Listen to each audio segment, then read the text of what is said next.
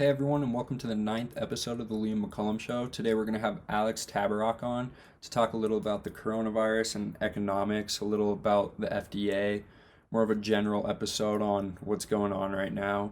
Alex is a professor at George Mason University. He is the co-author of the economics blog Marginal Revolution and provides free economic lessons at Marginal Revolution University.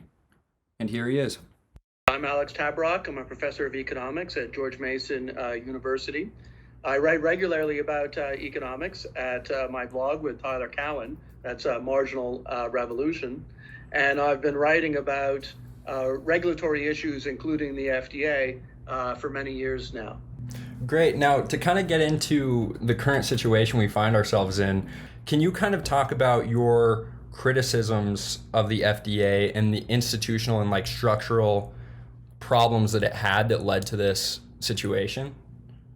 Sure. So briefly, let's just recap the numerous errors which both the FDA and CDC made at the beginning of this crisis, which have really created a deadly situation for all Americans. First of all, the CDC tried to develop its own test for COVID-19, and it botched the test. It got the test wrong. And this meant that there was a big delay in getting other tests going on. That was particularly true because the FDA forbid anybody else but the CDC from making and using tests. So at the same time as the CDC botched the test, the FDA was telling state labs and private labs, no, you cannot offer your own test. And kind of insanely, the FDA had a emergency use authorization. And the idea of the emergency use authorization is that in an emergency, you would be authorized to create these tests. But the crazy thing is that, first of all, to get that authorization, you had to submit paperwork to the FDA, not just electronically. You actually had to FedEx them a CD, a paper and a CD burned with your application letter. Moreover, you would think that in an emergency you would lift authorizations, but in fact this was a new requirement. So before the emergency, these companies and state labs were allowed to offer tests. When the emergency comes, they're no longer allowed to offer tests.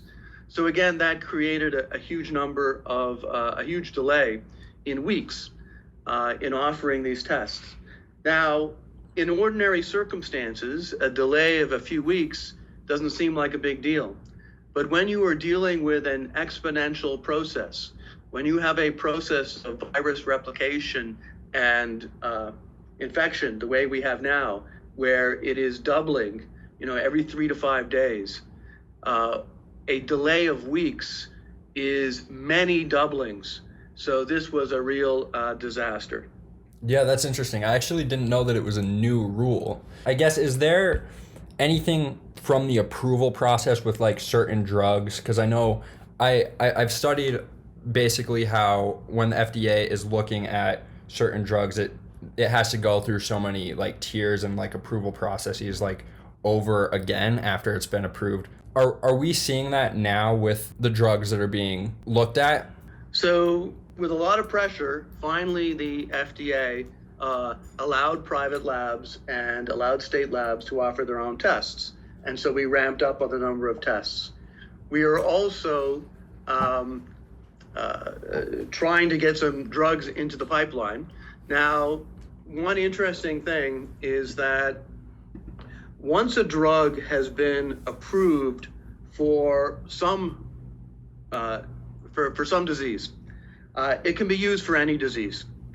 Now, it also happens that new uses for old drugs are discovered all the time. And this is extremely useful in the medical process. This is called prescribing off-label. That is prescribing a drug for a disease for which it was not approved. And this is very common. So if you have cancer or you have heart disease, it's quite likely that you will be prescribed at least some drugs off-label. often the cutting edge, the best treatment, the gold standard treatment is often an off-label treatment.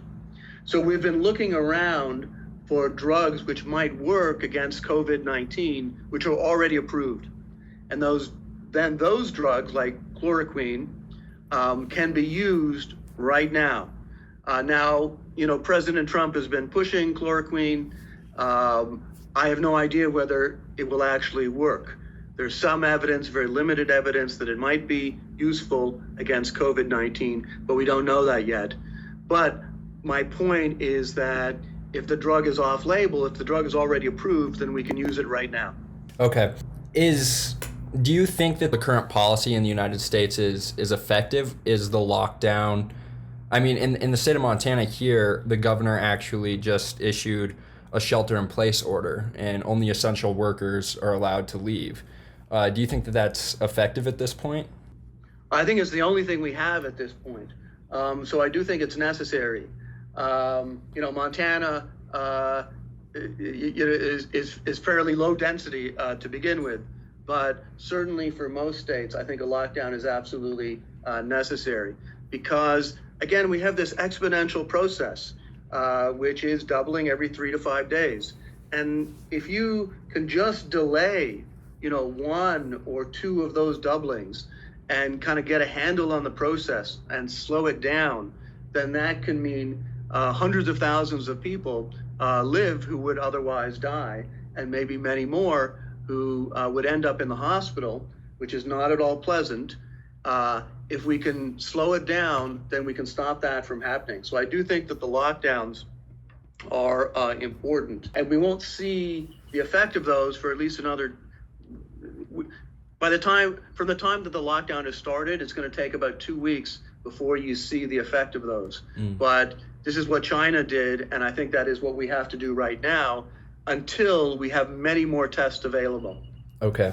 And then the phrase flatten the curve is being thrown around. Right. The reason to do so is so that we can increase capacity in certain healthcare facilities. Are we seeing that even happen? Because I think the concern is well, if we are sheltering in place, but there aren't any market signals that are causing capacity to increase, then what's the point? If we're all going to get it and capacity stays the same, why are we doing this? So are you seeing people respond to this? So absolutely. So I think the markets are actually working quite well. That is, we're seeing massive increases in the production of masks, in the production of ventilators, in the production of hand sanitizers. Toilet paper will be back on the shelves. We're not going to run out of toilet paper. That was kind of ridiculous. The shelves are filling up. We're not going to run out of food. There's plenty of food available. The supermarkets are working well. Walmart is working well. Amazon is working well. Those distribution systems are working well. Now, we do need to increase the number of hospital beds, particularly in hotspots. New York City looks really bad right now. New York City may turn out to be our Lombardy. And that is starting to happen as well. The National Guard just built, they took over a building, the Javits Center, and have turned it into a hospital with 1,000 more beds. So that kind of thing is starting to happen. Let me just add one other thing. It's for shelter in place. It's not just to build capacity. It's also to take away the virus's hosts. That is, if the virus can't find us, okay, then it can't infect us. Right. And if it can't infect us, then you can reduce the infection rate, and it'll die off on its own. So having a vaccine would be like the number one thing. I mean, if we had a vaccine and then we were immune, that would be great. But kind of the second best, if you can't be immune, then hide, right? So basically what we're doing is we're hiding from the vaccine. We're hiding from the virus. But that means that the virus can't replicate. And if it can't replicate, then we have a chance to kill it. So it's not just about waiting for increases in capacity. It's also taking away the virus's hosts. And if we can take away enough hosts, then it won't replicate and it'll die off. With regard to staying in place, if we don't get a vaccine, is there a big concern for a second wave? I know the 1918 pandemic was actually the second wave that ended up killing the most people. Is that a big concern with this virus? Absolutely. I mean, everything is a big concern with this virus. So I think it's important that we not let up too soon. That also was a problem in 1918. The states and municipalities which kind of declared victory too early and reopened the schools, for example, they saw a big increase in infection. So, so we can't do that too early. We got to get control of the number of new cases. Once we get the number of new cases down, then I think we can start to do things. There are sensible things you can do and go back to work. For example, we should all be wearing masks. We don't need the N95s, the medical masks. Let's leave those for the doctors and the nurses and hospital orderlies and so forth. But everybody can be wearing a normal kind of cloth mask. That's going to be really useful. And I think we can start to go back to work by taking additional precautions like wearing masks, like having daily temperature checks at our work. Some people may even quarantine at work. That's another possibility for, people working at a nuclear power plant or air traffic controllers. That's another possibility. So there are sort of things that we can start to do to get the economy back on track. Once we have the virus under control, we are going to need extra hygiene precautions. But if we have that and we have lots of testing, so we need to be testing people, A, do you have the virus? And B, did you have the virus? Because people who did have the virus, they very likely have some natural immunity. And so those people are going to be great workers. They're going to have this immunity and they're great to work with, and we can start sending them back to work along with people whom we have tested and who are found not to have the virus. So one of the things which bothers me is, we just did, $2 trillion of sort of spending, but not enough of it has been focused on masks, ventilators, and tests, because that's how we kill the virus, and that's how we get the economy going again.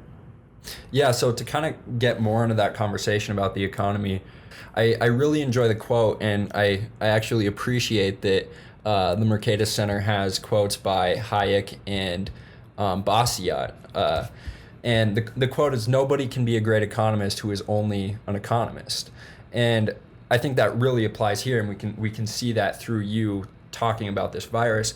But are we seeing negative effects? Like, how bad do you think the current economic crisis is because of, we're going to see a lot of unemployment, and I know the state of Montana is going to be one of the biggest, is going to lose the most employment. So do you see us recovering, or is there something underlying that? So I think we can recover quite quickly once we have control of the virus. But there's a way I put this, which I said that, the way to increase GDP per capita is not to reduce the capita, okay? And so the point of that is that ultimately what we care about is not the economy. Ultimately what we care about is people. And so people are worth an awful lot. So it is going to be worthwhile having a recession even, or a restriction in economic activity. That is very much worthwhile if we save a lot of people. And I think that is the situation that we are in right now. So this is a very rich country. We can afford a decline in economic activity. It is going to be very difficult on a lot of people. I don't want to dismiss that. We have just passed a big increase in unemployment insurance. So most people will be able to get a substantial amount from the federal government. So we're doing what we can to buffet the shock. But ultimately, an economy is about people, and we want to make sure that we keep our people alive and well. Right. And I think that's evident through companies like Airbnb. They're actually allowing people to stay. I think it was like up to 100,000 people to be able to stay in their homes. And I think that's evident in that they are investing in the capital, like you say, because really their customers matter. Yeah, absolutely. I mean, I think that the market response has been pretty good. 3M has been ramping up their production of masks. There's been the Walmart has just done fantastic logistics to keep the groceries stocked with products. So home delivery is, of course, increasing massively. And the internet. The internet has been like our saving grace. People before the crisis would complain, about their cable company and the phone company and, how unresponsive and what terrible monopolies they were. And yet the internet, the American internet in particular, has been incredible. I mean, we have seen massive increases in teaching online, in doing podcasts like this online. You and I are talking from 3,000 miles apart. We've seen massive increases in watching movies on Netflix, and the whole thing has held up. And I think this is really a tribute to the American internet, the broadband. I mean, it's really working very, very well. That's something we ought to be thankful for. Right, and like we talked earlier, you've moved into, or you are teaching online, and you have been all semester. In my class, or all of my classes at the University of Montana have moved into online classes. My brothers who are in high school and middle school are also in online classes, and I think that that's just proof that there's a future there as well, that people should begin to use that. Yeah, absolutely. I think it's been a difficult transition, but actually I think that people will find that online education is actually better. It's going to be, there's a lot of things you can do online.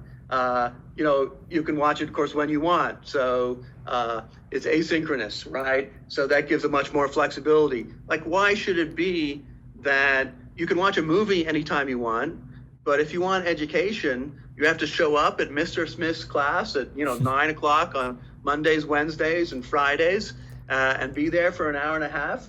Like, why can't you get education on demand the way that we get movies on demand? Well, of course, with online, you can. And I think you're going to see a lot more of that. There's also advantages with recording, right? The students are in charge with online education. They can pause, they can rewind, they can go a little bit faster. Probably some people listening to this podcast will put it on 1.5 or 1.2, right? So speed it up a little bit.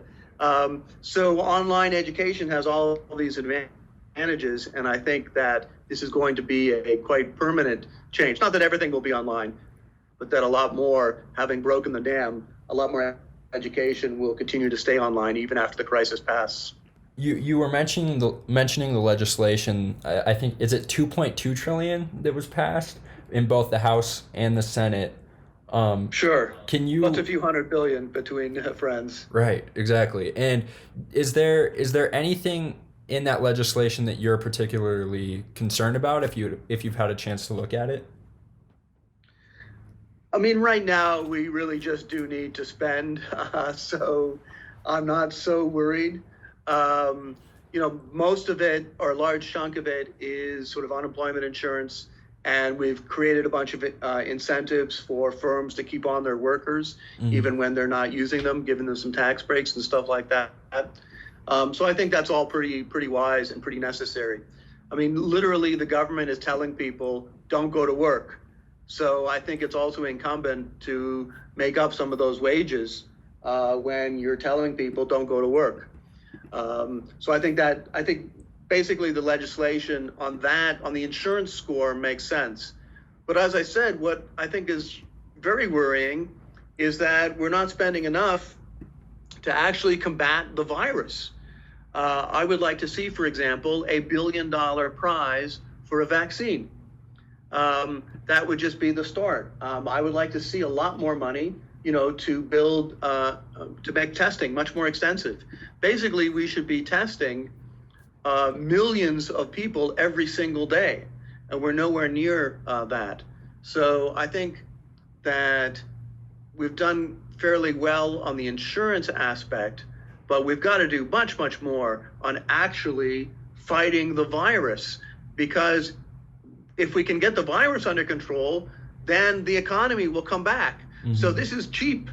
Spending on combating the virus is cheap, because every day that the economy starts back earlier, is hundreds of billions of dollars. Mm-hmm. So this is a real high benefit to cost set of spending. And now to kind of change topics here, we did talk about education. Can you give a little more information about what the Marginal Revolution's mission is and what you're teaching there? Sure, happy to do that. So first of all, Tyler and I have a very long-standing blog, Marginal Revolution, and you can read that every day. There's something new every day, and we talk about economics, the virus, all kinds of things. A spin-off of that, if you like, has been MRU, Marginal Revolution University, MRU.org. And that is an online economics platform for teaching economics. And there we've created hundreds of videos and 2 complete classes. We have a complete class in the principles of microeconomics and a complete class in the principles of macroeconomics, all with high quality videos for teaching economics. So we're sort of like the Khan Academy of economics, if you like, but much higher quality than Khan Academy, at least in production values. Okay, and then the Mercatus Center, it's independent from the George Mason University, is that correct? Correct. The Mercatus Center is a think tank. It's a think tank associated with George Mason University and headquartered at George Mason University. And many of the professors at George Mason University, including myself, are associated with the Mercatus Institute. And it produces a lot of public policy research on questions of the economy and society. Okay. Well, thank you so much for coming on. If you want to just tell people where they can find you, and then we'll let you go. Sure. Been great talking with you. You can find out a lot more at my blog with Tyler Cowen, marginalrevolution.com, and that'll lead you to mru.org as well. But basically at Marginal Revolution, that's my home for the next couple of months at least. Awesome. Well, thank you so much. Good talking with you.